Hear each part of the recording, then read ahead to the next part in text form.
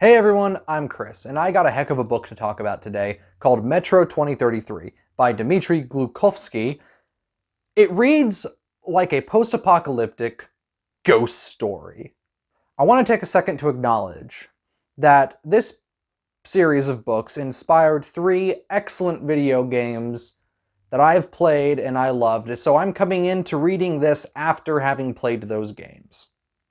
So rather than just say the Metro book is like the Metro games, let's get a bit creative here.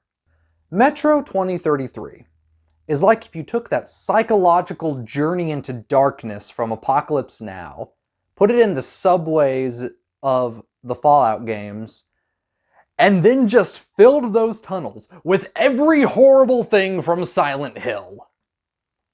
But what actually happens in a post-apocalypse Russia? More than 20 years have passed since the world ended. The surface is uninhabitable due to radiation, and the only survivors of humanity are living underground in the metro stations. The only thing left on the surface is death by vile mutants or the terrifying Dark Ones. Under the ruins of Moscow, the station of Vidienka is under a new threat, as the Dark Ones come more and more to claim the lives of the desperate people. Artyom, a young man living in Vidienka, must journey to the heart of Moscow, to the legendary police station, to warn people of the danger and find help. The future of his home station rests on Artyom's shoulders, and perhaps the future of the Metro.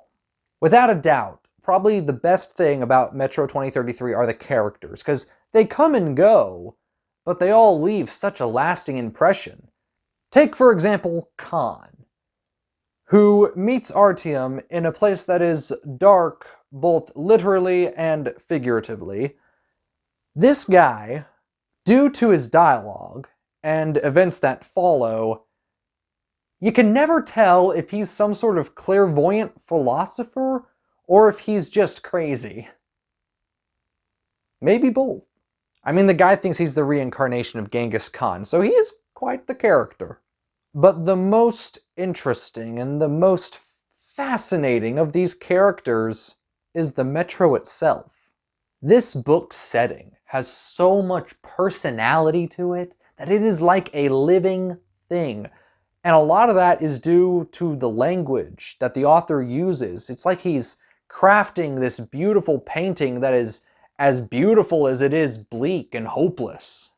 Now, I never thought I'd say this, but I really enjoyed how this book does exposition, because it comes in the form of campfire stories told by superstitious people who heard it from the friend of a friend who probably lied about it anyway. Now, saying that out loud, I actually think to myself, well, that doesn't sound like very good exposition at all.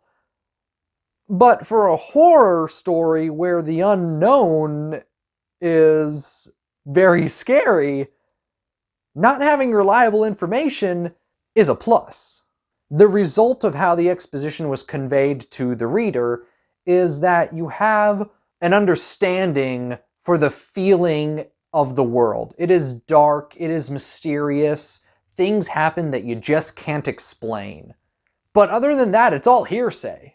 You don't know what's happening outside of what the main character is experiencing, and due to reasons I won't spoil, even that is subject to some scrutiny. Now we gotta talk about the end of the book for a second, but don't worry, there's no spoilers, but I absolutely must talk about it just a little bit, because it is probably my favorite ending of any book that I have ever read.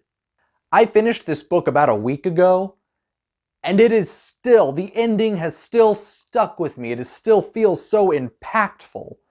I mean, it is like episode 3 of Madoka Magica. I am still reeling from that shit, and every time I think about it, I'm just like,